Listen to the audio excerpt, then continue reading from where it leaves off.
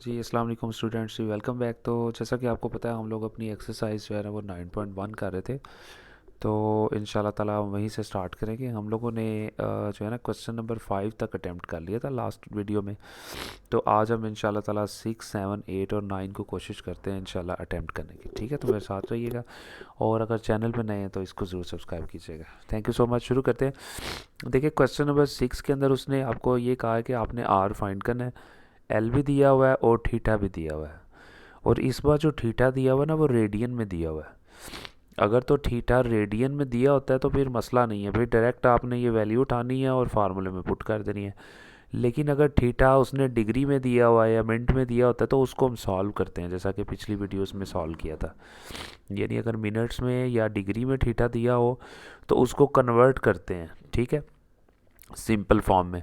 लेकिन अगर theta radian में दिया हो तो फिर उसको कन्वर्ट आपने बिल्कुल भी नहीं करना, सिंपल आपने उसको लिख देना डायरेक्ट फार्मूले के अंदर। ले जी शुरू करते हैं जी क्वेश्चन नंबर 6 से। अभी देखिए क्वेश्चन नंबर 6, सबसे पहले उसने कहा जी आर फाइंड करना है, तो आर फाइंड करना है।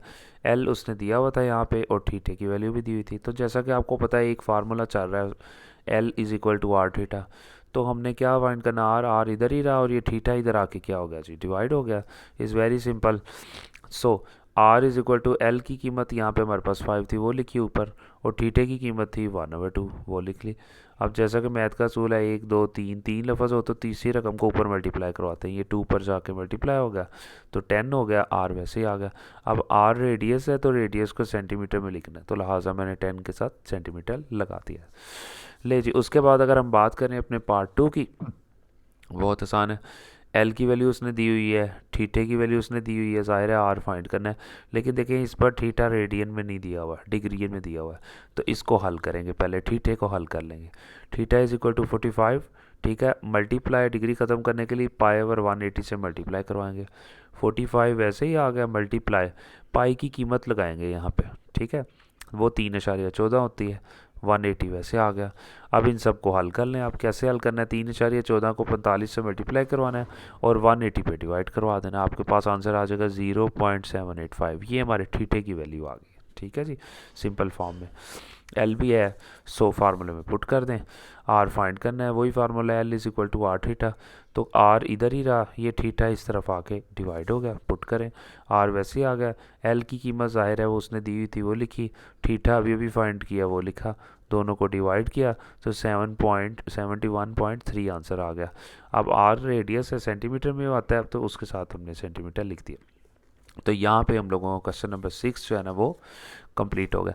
अच्छा, अगर हम बात करें क्वेश्चन नंबर 7 की, तो उसने, आप ये देखें, उसने कहा लेंथ फाइंड करनी है। तो सिंपल सी बात है, एल फाइंड करना है हम लोगों ने। रेडियस उसने यहाँ दिया हुआ है 14 सेंटीमीटर और एंगल उसने दिया हुआ है थीटा। सब कुछ दिया हुआ है, कोई टेंशन वाली बात नहीं। लेंथ फाइंड करनी है, रेडियस दिया हुआ है और एंगल उसने 45। अब एंगल देखें, फिर उसने डिग्री में दिया हुआ है, तो इसको पहले सिंपल फॉर्म में कन्वर्ट कर लेंगे ठीक है जी। ले जी, बिल्कुल एल फाइंड करना है, आर दिया हुआ है, थीटा भी दिया हुआ है। ले जी, अब थीटे को हम सबसे पहले तो आप देख सकते हैं थीटे की वैल्यू ये तो इसे हल करेंगे, 45 लिखेंगे, मल्टीप्लाई पाई ओवर 180 से मल्टीप्लाई करवा देंगे। 45 लिखा, मल्टीप्लाई पाई की कीमत 3.14 लगाई, डिवाइडेड बाई 180। अब इस रकम को इससे मल्टीप्लाई करवा के 180 पे डिवाइड करवा देंगे, ये थीटे की कीमत आ गई है। So L is equal to R theta. L वैसे ही रहा, आर की कीमत ऊपर दी हुई थी, थीटे की ये भी फाइंड कर ली है। दोनों को मल्टीप्लाई करवा देंगे, हमारे पास आंसर आ जाएगा, ठीक है जी। और एल के साथ सेंटीमीटर लगा देंगे क्योंकि लेंथ है। अच्छा जी, अच्छा यहाँ एक और चीज़ मैं आपको यहाँ पे बता दूँ कि एक चीज़ जो आपने यहाँ पे, अच्छा क्वेश्चन नंबर 7 जो है बिल्कुल ठीक है, वो कोई इशू नहीं है। अच्छा, क्वेश्चन नंबर 8 की अगर हम लोग बात करें तो उसने फिर यहाँ पे कहा हुआ रेडियस फाइंड करें। एंगल उसने दिया हुआ है 1 रेडियन, ये देखें 1 लिखा हुआ है और साथ में रेडियन लिखा हुआ है। तो अगर आपको मैंने कहा था अगर आपका एंगल रेडियन में होगा फिर आपने उसको कन्वर्ट नहीं करना, तो क्या लिखा हुआ है, 1 रेडियन लिखा हुआ है। तो ठीक है, एंगल बिल्कुल ठीक है। रेडियस फाइंड करना है, लेंथ उसने 35 सेंटीमीटर दी हुई, सब कुछ है, बस आपने डायरेक्ट वैल्यूज पुट करनी है और आपका आंसर आ जाएगा। आर फाइंड करना था, थीटा दिया हुआ 1 रेडियन, इसको बिल्कुल नहीं छेड़ना अगर ये रेडियन में दिया होगा तो। एल दिया हुआ है, लें जी फार्मूले में पुट करें। फार्मूला क्या था, L is equal to R theta, तो आर फाइंड करना, आर इधर ही रहा, ये थीटा इस तरफ आकर डिवाइड हो जाएगा। ले जी, उसके बाद एल की कीमत 35 ऊपर लिखी, डिवाइडेड बाई थीटा की कीमत 1 थी वो नीचे लिखी, तो आर वैसे आ गया 35 ही रह गया, 1 तो ख़त्म हो गया, 35 सेंटीमीटर हमारा आंसर आ जाएगा। उसके बाद हम लोग एक और क्वेश्चन करते हैं, लास्ट क्वेश्चन इस वीडियो का। नेक्स्ट वीडियो में इंशाल्लाह आई विल ट्राई कि आपके ये पूरे क्वेश्चन एक्सरसाइज कंप्लीट हो जाए। उसने कहा एक ट्रेन थी, is running on a circular track, वो एक गोल दायरे में घूम रही है और उस गोल दायरे का जो रेडियस है वो 500 मीटर है। ओके जी, ये आर दिया हुआ उसने, एंड द रेट, और जो स्पीड है ना, स्पीड उसकी वो 300 किलोमीटर पर आर है, यानी 30 किलोमीटर, सॉरी 30 किलोमीटर जो है ना वो फासला तय कर रही है पर आर, 1 घंटे में 30 किलोमीटर का फासला तय कर रही है, उसकी स्पीड दी हुई है। तो वो कह रहा है कौन सा एंगल बनेगा 10 सेकंड के अंदर, यानी व्हाट एंगल, इट मीन्स यहाँ पे थीटा फाइंड करने के लिए भी आपको वो बोल रहा है, और कितने टाइम में थीटा फाइंड करना है, 10 सेकंड में। और ये उसने में कुछ टेढ़ा मेढ़ा डाटा दे दिया। तो अब आप देख रहे हैं कि क्वेश्चन नंबर 9 में वो सीधी सीधी चीज़ें नहीं दे रहा, बल्कि आपको थोड़ा घुमा बुरा के ना जो पेश कर रहा है। बहरहाल कोई इशू नहीं है। सबसे पहले हम लोग इसको, जैसा कि आपको फिज़िक्स में भी पता है कि यहाँ पे उसने स्पीड दी है 30 किलोमीटर पर आवर, तो हम क्या करेंगे, इसको पहले मीटर में कन्वर्ट करेंगे और जो घंटे हैं उसको सेकंड में कन्वर्ट करेंगे, यानी कि 30 किलोमीटर पर आवर है ना, तो हम इसको 30 मीटर, यानी कि पहले मीटर में कन्वर्ट करके फिर डिवाइडेड बाय पर सेकंड में कन्वर्ट करने की कोशिश करते हैं। तो वो बहुत आसान है, कोई इतना इशू नहीं है। ले जी, क्वेश्चन नंबर 9 आ गया। क्वेश्चन नंबर 9 में सबसे पहले उसने रेडियस दिया हुआ था 500 मीटर का। ओके जी। स्पीड दी हुई है 30 किलोमीटर पर आवर और थीटा फाइंड करना, ये गिवन डाटा था। ले जी, टाइम उसने यहाँ पे दे दिया आपको 10 सेकंड का, वो मैंने लिखा हुआ है यहाँ पे। अब स्पीड की थोड़ी सी बात कर लेते हैं। स्पीड उसने दी हुई है 30 किलोमीटर पर आवर, पर का मतलब होता है नीचे लिखें डिवाइड करवा के, तो मैंने यहाँ आर लिख दिया, ठीक है, खाली आर लिख दें या 1 भी साथ लिख दें। ले जी, स्पीड मल्टीप्लाई 30 वैसे लिखा है, 1 किलोमीटर में कितने मीटर होते हैं, 1000 मीटर, तो मैंने 30 लिखे, किलोमीटर की वैल्यू लगाई, 1 किलोमीटर बराबर होता है 1000 मीटर के, वो लिख दिया। नीचे और लिखा हुआ है, तो 1 घंटे में सेकंड कितने होते हैं, 3600 सेकंड, तो मैंने नीचे 3600 सेकंड लिख दिए, यानी उनको छोटी वैल्यू में कन्वर्ट कर दिया। अब ये दो सिफरें इन दो सिफरों से ख़त्म होगी। इस 30 को 10 से मल्टीप्लाई किया 300 और ये 36 वैसे आ गया। ज़ाहिर है जब इसको इससे मल्टीप्लाई किया, अब किलोमीटर तो ख़त्म हो गया, अब मीटर रह गया, और 36 और ये वाला सेकंड रह गया नीचे। ठीक है जी। अब हम इसको इस तरह भी लिख सकते हैं, 300 डिवाइडेड बाय 36, और ये मीटर ऊपर ही रहेगा, और ये एस है ना सेकंड, इसको ऊपर उठा के ले जाएंगे, ये एस की वैल्यू यानी एस की पावर जो +1 थी ऊपर जाके -1 हो जाएगी, तब मीटर पर सेकंड हो जाएगा। उस तरह भी लिख लें, इस तरह भी लिख लें, एक ही बात है।